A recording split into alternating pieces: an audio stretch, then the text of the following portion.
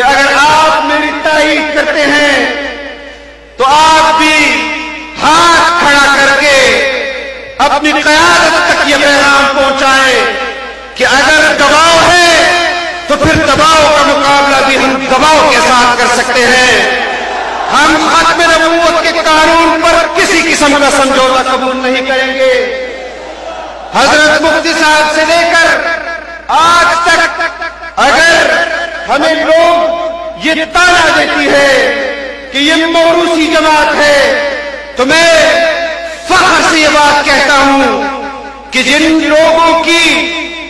لوگوں نے ملکی خزانہ لوٹا آج ان کے وارث بھی ملکی خزانہ لوٹ رہے ہیں. اور جس قیادت نے اس ملک کو اسلامی بنایا، اس ملک میں ختم نبوت کا قانون بنایا،